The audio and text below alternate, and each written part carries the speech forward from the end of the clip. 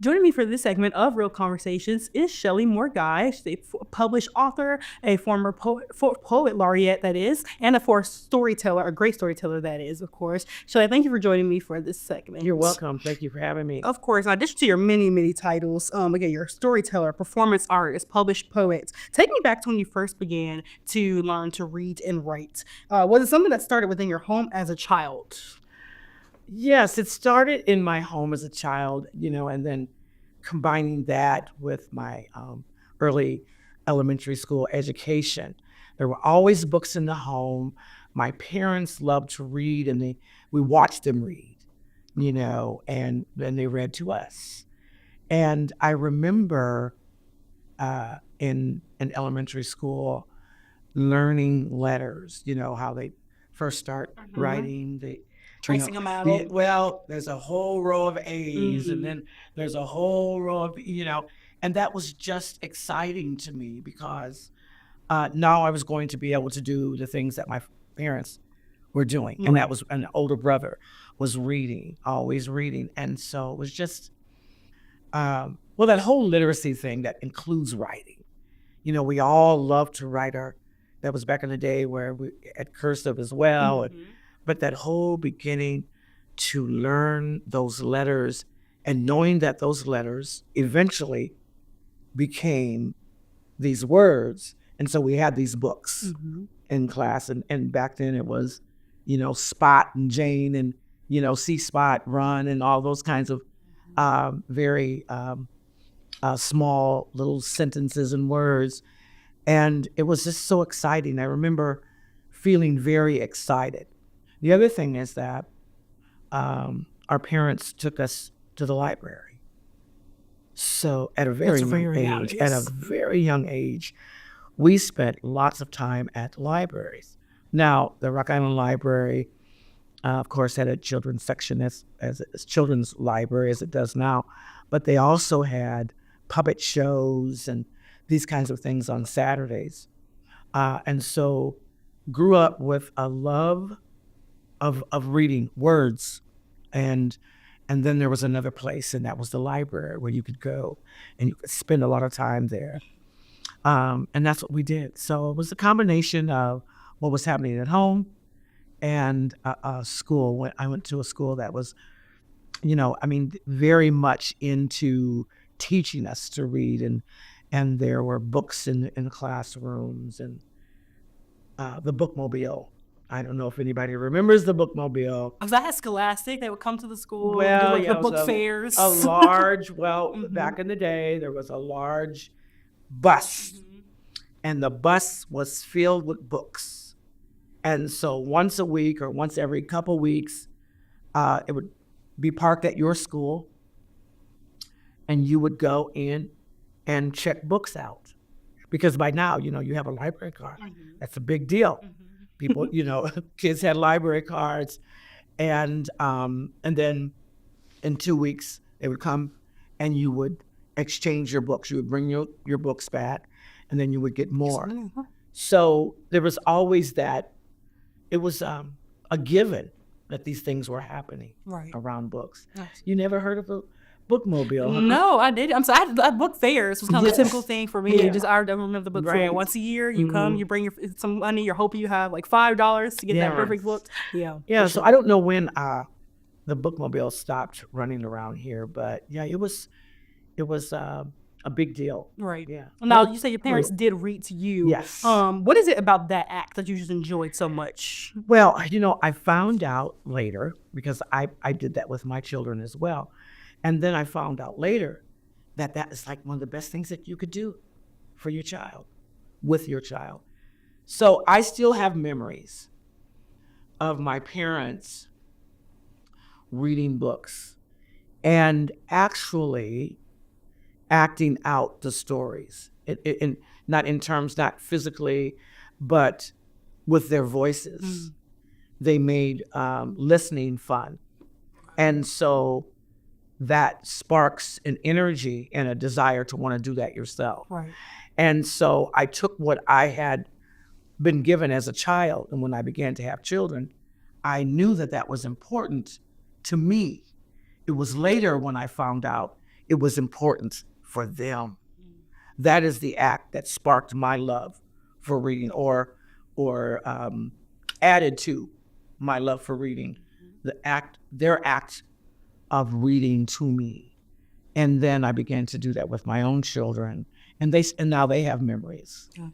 Yeah. I can So see those are on. things that they'll keep going. Those kinds of Builds things. up, Yes, it for does. sure. Continuing off of that, now your book of poetry, Remembering Melodies, a thank you note, it examines and celebrates family and community. What impact would you say family and community can have on a child in their early years as they begin to learn how to read? That's very interesting. Well, first of all, as it goes with your parents, we learned that it was important because they were reading. We actually watched them read. You know what I'm saying? It's one thing to say to your children, you kids need to read, right? You need to pick up but they never see you reading even the newspaper. And back then, we all would be able to look at the newspaper. And so, and that was something that my father always said. And I have a poem called Remembering Melodies. And that poem is about, and the first line is, I learned about the music in books at my daddy's knee. And so when I say that, the music are the words and the way that they would express the words, it was music to our ears. And so when you have a family that's doing that, and then you belong to a larger community, and they appreciate that as well, it's like commonplace. Right. It's like something that you don't think about, and they expect that you will learn to read, and you will learn to read well. Right. So there's an expectation. It's second nature. Right. Absolutely. And that's why it's so important. And it's mirroring where kids are, we're showing this behavior to them. They automatically will believe that these are the things that we should do. When that is not happening in community, we see the results of that.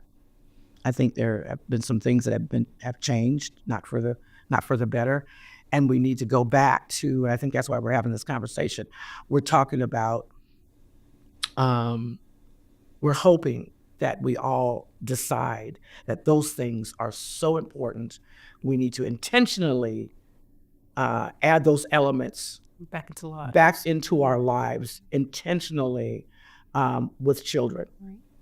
Absolutely. Yes. Now, you've gone to schools in Rock Island reading your book, How Little Billy Learned to Play, in addition to the family tree to children. How important is the act of regular reading, crucial for enhancing literacy starting at a young age? Well, we see that, as I was just talking about, we see that in schools, and that's why, schools are trying to do they're keeping that thing going, they often have programs where they have people coming in to read to children because they realize, they understand that is so important, that people from the community come in and read and want kids to mirror that behavior. Because if so-and-so across the street or someone, a celebrity in my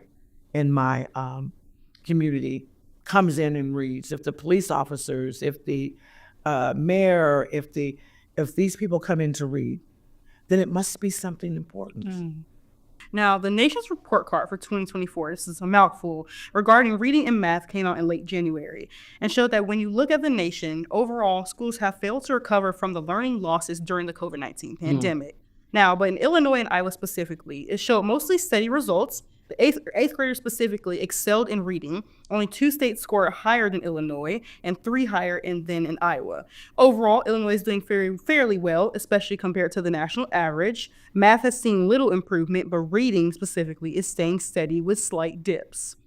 On the other side of the river, Iowa shows steady results, but with slight declines, especially in math and reading over the years. But it's still performing better than the national average in most areas. What does this tell you about where we are going when it comes to childhood literacy? Like I said, we have to intentionally, strengthen our game, our plan. There has to be a strategy. We know that COVID, we took a hit. These children who could not go to school anymore, and they had to be homeschooled, and now here's a tablet. You figure, I let me just say that I applaud all the parents and the teachers and everyone who had to figure this out. But we know that kids suffered, and reading, those kinds of things did suffer. So we would like to think, well, they weren't in school, so they could read more. Come on. Not quite. Yeah. That probably didn't happen. Maybe it did.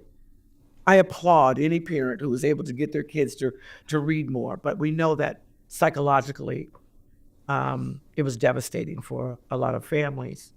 And so we just go back to the drawing board. We go back to what works, what we know worked. Just because 20 years ago, some things worked, or 30 years ago, and we think that we're in 2025 and those things can't work anymore, that's not true. Let's go back to what worked. So that's what that tells me. That tells me that now we have to continue to roll up our sleeves and get busy and figure out. We see before COVID and even now, we were seeing different things that were happening in some neighborhoods, maybe not around here, but in other places, where someone, and this is very innovative, on corners, on street corners and neighborhoods, there was a table or some kind of a cabinet with books. And so kids and whoever could go and pick a book right out of the neighborhood and then maybe replace it with another book. These are innovative things. These are people who are actually sitting down, trying to figure out how to reach kids.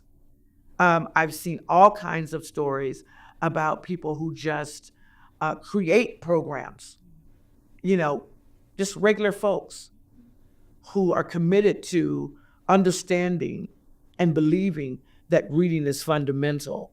And so they just create these innovative, my girlfriend, Johnny Woods, several years ago, created a program that way.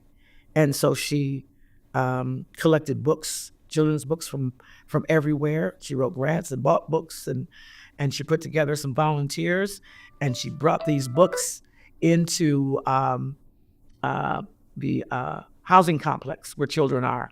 And she partnered with the Rock Island Housing Authority to get into these spaces.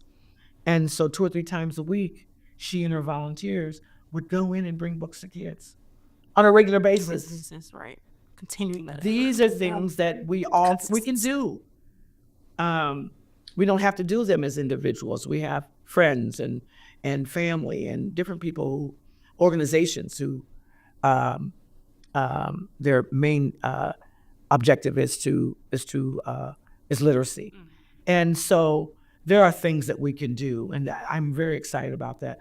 I just read something actually today or late last night about similar programs and how it is still so important that we make sure that kids have these tools before before 3rd grade.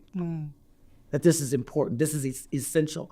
And so we need to continue to get that message out. And then we need to do more than talk. As I said, we've got to create, strategize, make it happen, because we can. Absolutely. Absolutely. Now, there are so many adults out there who, unfortunately, even as in their later years in life, still do not know how to read and write. What steps would you recommend someone of an older age who desires to read but doesn't even know where to start? Well, I personally probably would ask them to start at their community colleges. It's Black Hawk College or Scott Community College. And start, talk to your children's teachers or wherever, but there are programs, adult literacy programs that would assist an individual like that, and with great results. So I would start at those learning institutions or someone that you trust. Ask them. I think that it's important to note that sometimes, and this covers all of us, that we sometimes lack certain things, and then we're afraid to say it. We're afraid to tell it. We're afraid to, because we feel a certain way about that. But then it's up to the individual to take that step.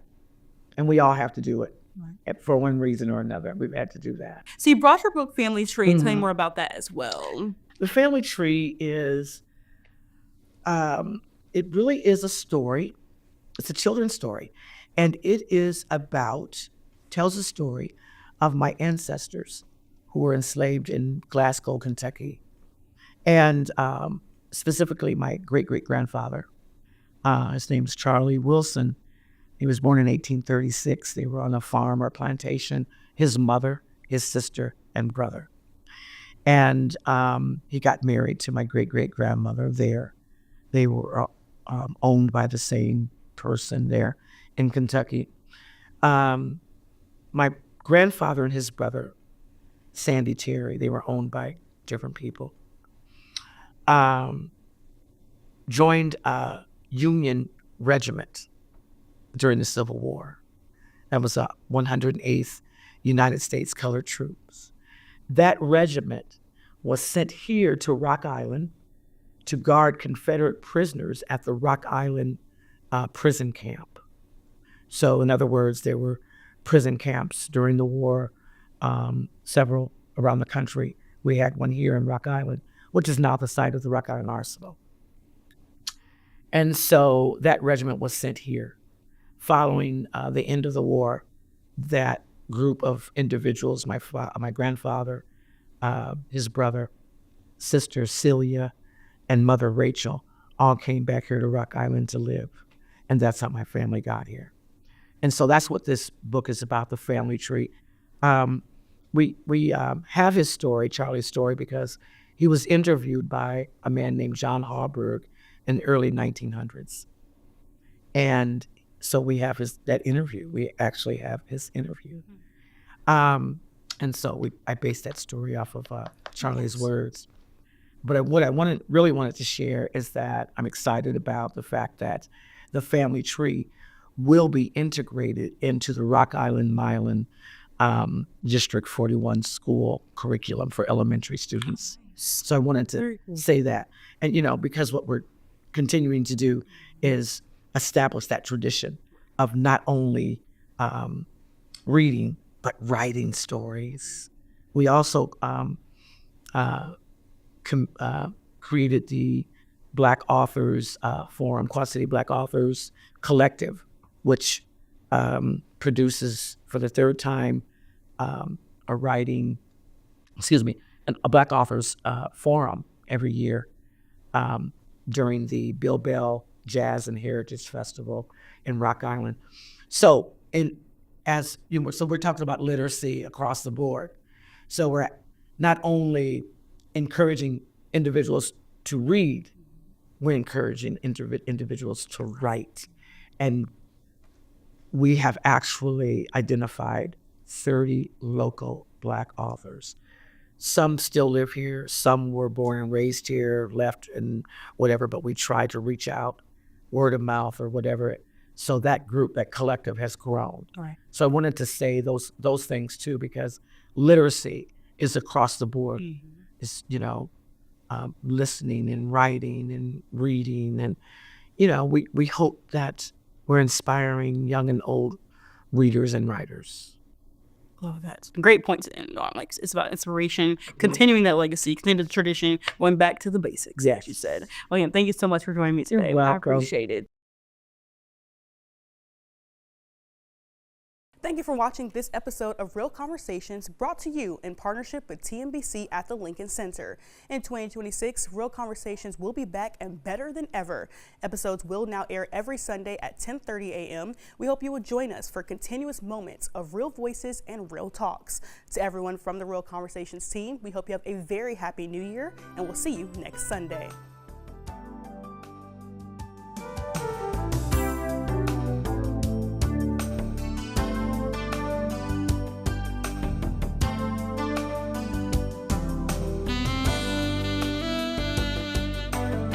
Real Conversations in the QC is sponsored by Accentra Credit Union. Watch real conversations in the QC anytime you want at kwqc.com or download our free smart TV streaming app.